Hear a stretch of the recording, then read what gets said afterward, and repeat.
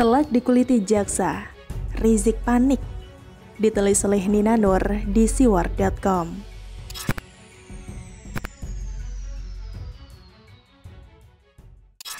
Halo, berjumpa dengan suara Grace di channel Metro Politik. Sebelumnya, untuk kasus kerumunan Petamburan dan Megamendung, Majelis Hakim sudah memberikan vonis yang cukup ringan buat Rizik, yakni kurungan penjara 8 bulan dan denda 20 juta rupiah. Sementara tuntutan jaksa adalah 2 tahun penjara untuk Petamburan dan 10 bulan penjara untuk Megamendung serta pencabutan hak berorganisasi. Namun dalam kasus swab Rumah Sakit Umi Bogor, tuntutan jaksa tidak tanggung-tanggung, 6 tahun penjara. Saya kira dari segi tuntutan ini pun sebenarnya sudah bikin Rizik panik luar biasa. Saya duga di kubu Rizik dan siapapun yang ada di belakangnya sudah ada berbagai prediksi bahwa tuntutan dan vonis buat Rizik nanti akan ringan-ringan saja. Paling juga dalam hitungan bulan, karena partisipasi Rizik memeriahkan Pilpres 2024 memang sudah dinanti, gitu kan? Kalau sekarang kan mau teriak gimana juga, Rizik masih di balik jeruji. Publik pun adem-adem saja, tidak bereaksi, bahkan menikmati kedamaian ini. Yang rame paling juga para pendukung Rizik yang jumlahnya tidak seberapa.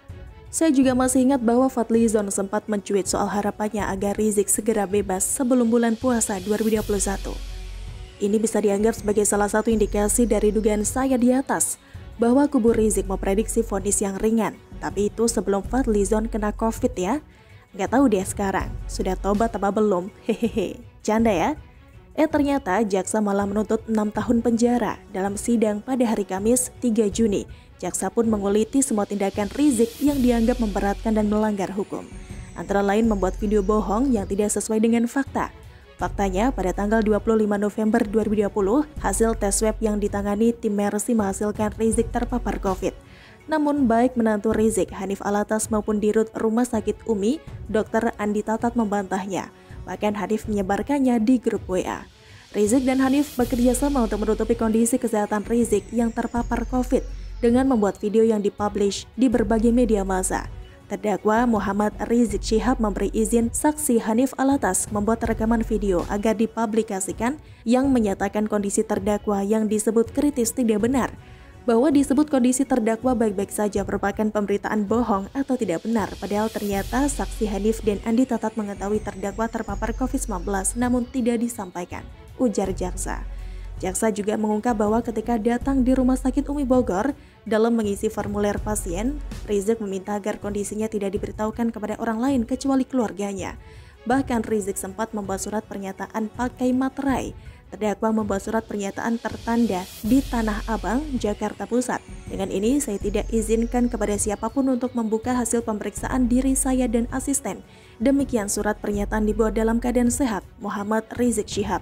Ditandatangani di atas materai, papar jaksa. Itu kan bukti-bukti yang susah buat dibantah. Ada surat, ada formulir, ada video. Tentu saja bikin Rizik panik. Gimana cara ngeles dari bukti tertulis dan bukti video? Saya kira opsi politis lah yang diambil oleh Rizik. Apalagi kan, dia pun gelagapan menyerang berbagai pihak.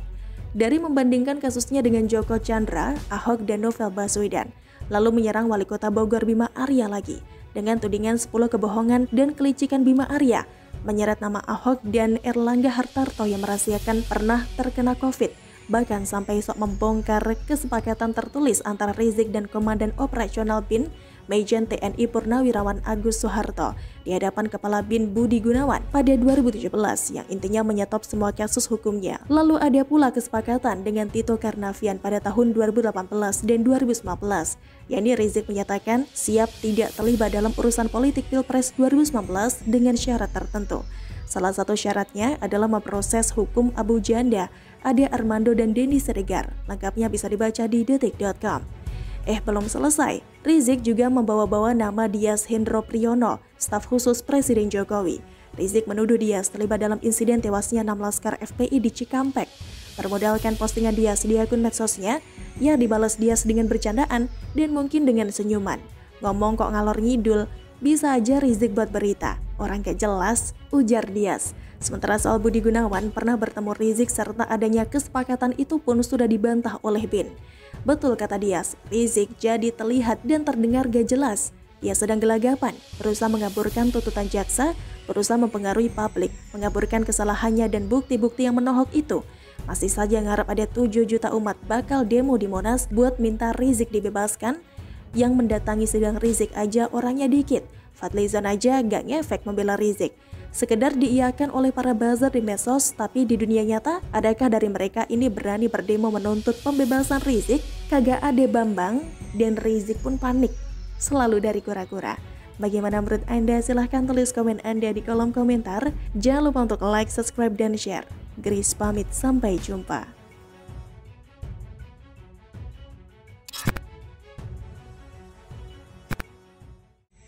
Tiga hal ini akan membuat novel Baswedan dan Febri Diansyah bungkam. Ditulis oleh Manuel di siwar.com.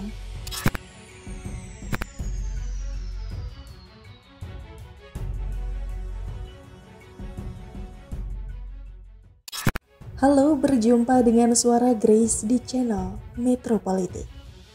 Selama ini KPK adalah lembaga super body yang orang-orang di dalamnya tidak tersentuh hukum. Wacana Dewan Pengawas KPK dibentuk yang awalnya bertujuan mulia, yakni untuk mengawasi KPK agar tidak korupsi, sempat dicibir oleh Novel DKK karena menganggap itu upaya pelemahan KPK.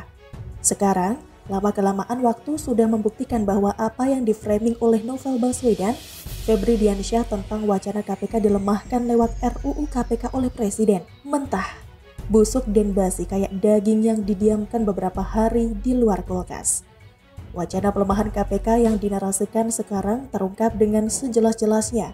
Undang-undang KPK yang direvisi oleh Presiden Joko Widodo membuahkan hasil. Beberapa penyidik KPK ketahuan menggelapkan uang dan membantu koruptor kelas kakap. Penangkapan koruptor teri dibangga-banggakan oleh Febri. Febri Diansyah yang merengek-rengek di Twitter mengatakan bahwa per 21 sudah ada sekitar 400 orang ditangkap lewat OTT. Dia membangga-banggakan penangkapan kasus teri itu, tapi dia lupa kalau di KPK sendiri, di dalam internalnya, ada yang menerima suap sampai 10 miliar lebih. Pengungkapan itu adalah sebuah tinjuan keras ke arah kesombongan Novel Baswedan dan Febri Diansyah, juga kadal-kadal lainnya. Mereka selama ini merasa diri sebagai Clark Kent alias Superman yang invulnerable alias tidak terkalahkan.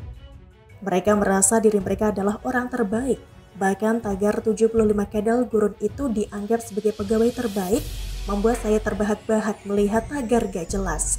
Beraninya di Twitter, tapi pastinya Febri Diansyah CS gak akan berani berkomentar soal beberapa kadal gurun yang diam-diam terima suap 10 miliar, juga jadi perampok emas 2 kg. Ada 3 hal sebetulnya yang bisa membungkam para kadal gurun yang ada di KPK. Pertama, soal penyidik KPK yang terima suap sebesar 10 miliar. Kasus ini adalah kasus besar yang diungkap oleh Dewan Pengawas KPK alias Dewas KPK. Dewas KPK menemukan sebuah fakta mengejutkan bahwa mantan penyidik Komisi Pemberantasan Korupsi atau KPK, Stepanus Robin Patujuh, dinyatakan telah menerima uang dari 5 orang yang berperkara di KPK senilai total 10,4 miliar rupiah selama menjadi penyidik KPK.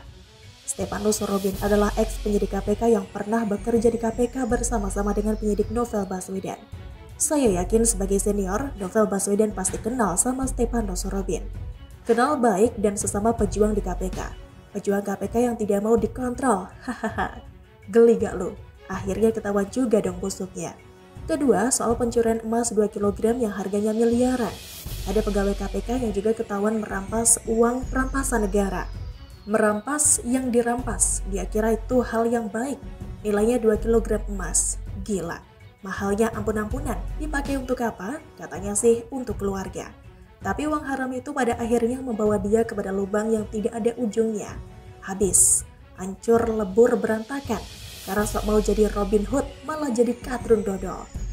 Kita melihat bagaimana orang ini akhirnya dipecat. Tapi apakah sudah diproses kepolisian dan dipenjara? Febri Diansyah bungkam. Masih mau bilang ada kriminalisasi terhadap pegawai KPK? Halah, Rizik juga loh. Ketiga, soal Anies Baswedan. Kita tahu bahwa Anies Baswedan ini adalah orang yang sangat signifikan ada di belakang kasus pembelian tanah haram jadah untuk rumah DP 0%.